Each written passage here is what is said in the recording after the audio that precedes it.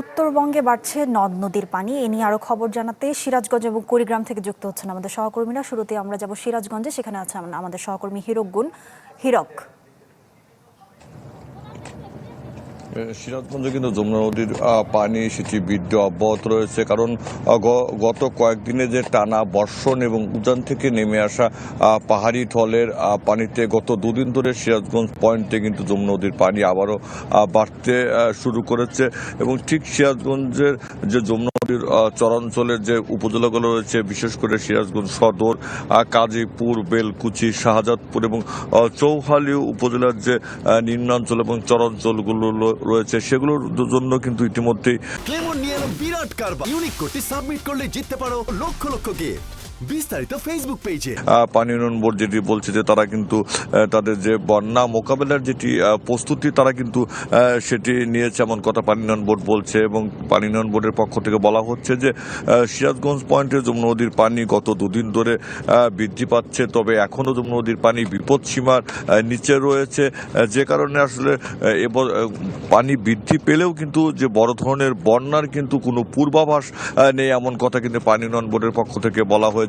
এদিকে গতকাল সিরাজগঞ্জ জেলা প্রশাসক কার্যালয়ে কিন্তু বন্যা মোকাবেলায় একটি জরুরি সভা কিন্তু সেখানে অনুষ্ঠিত হয়েছে। এবং সেই সভায় জেলা প্রশাসক যেটি জানিয়েছে যে ইতিমধ্যে সিরাজগঞ্জের 9টি উপজেলার, বিশেষ করে যে নদীর চরাঞ্চলের যে প্রায় 5টি উপজেলা রয়েছে, সেই প্রত্যেকটি উপজেলায় কিন্তু তাদের শুকনো খাবার, জিয়ারের চাউল এবং যে বিভিন্ন শাহজাদপুর অঞ্চলে যে বিস্তীর্ণ সেখানে যে বনভূমি এবং সেখানে যে ডুবে গেছে সেই এলাকায় চরাঞ্চলগুলোতে কিন্তু সহায়তার হাত কিন্তু জেলা প্রশাসনের পক্ষ থেকে বাড়িয়ে দেওয়া হয়েছে। তবে পানি উন্নয়ন বোর্ড বলছে যে যমুনা নদীর পানি বাড়লেও যে সিরাজগঞ্জে প্রায় 78 কিলোমিটার যেটি বন্যা নিয়ন্ত্রণ বাঁধ রয়েছে, সে বাঁধগুলো কিন্তু সুরক্ষিত রয়েছে। এবং ইতিমধ্যেই যে ভাঙন দেখা দিয়েছিল সিরাজগঞ্জের বিভিন্ন উপজেলায়, সেগুলো কিন্তু পানি উন্নয়ন বোর্ডের পক্ষ থেকে বালিভর্তি জিও ব্যাগ নিক্ষেপ করে কিছুটা রোধ করা হয়েছে। তবে এখনও কিন্তু চৌহালি এবং শাহজাদপুর উপজেলায় কিন্তু ভাঙন রয়েছে। সামিয়া। হিরকগুন, আপনাকে ধন্যবাদ। আমাদের সঙ্গে আরো যুক্ত আছেন গোলাম মওলা সিরাজ কুড়িগ্রাম থেকে।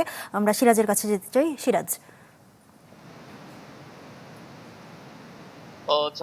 কুড়িগ্রামের নদীর পানি কালকে যেভাবে বাড়ছিল, সেইখান থেকে কিন্তু পানি কমতে শুরু করেছে। যেমন কালকে সন্ধ্যে 6টায় তিস্তার পানি কাউনিয়া পয়েন্টে বিপদসীমার 1 সেন্টিমিটার নিচ দিয়ে প্রবাহিত হচ্ছিল, সেটি কিন্তু আজকে সকাল 6টায় যে তথ্য দিয়েছে পানি উন্নয়ন বোর্ড, সেখানে 3 সেন্টিমিটার নিচ দিয়ে প্রবাহিত হচ্ছে। অর্থাৎ কালকের থেকে আজকে সকাল পর্যন্ত 2 সেন্টিমিটার পানি কমেছে। একইভাবে ধরলার পানি কমেছে, দুধকুমারের পানিও কমছে, কিন্তু ব্রহ্মপুত্রের পানি এখন পর্যন্ত বাড়ছে, তবে খুবই ধীর গতিতে বাড়ছে।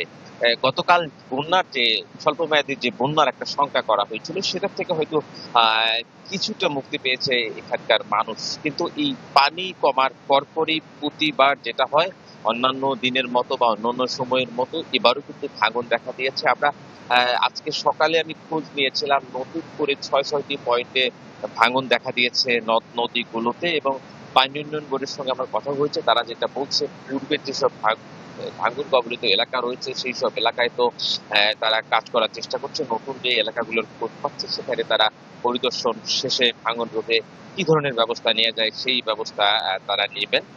তবে কালকে যেটা বলেছিলাম যে আসলে উজানের ঢল, গত কয়েকদিন ধরে বৃষ্টি নেই, আজকেও কিন্তু বৃষ্টি নেই এবং আকাশে তেমন মেঘও নেই।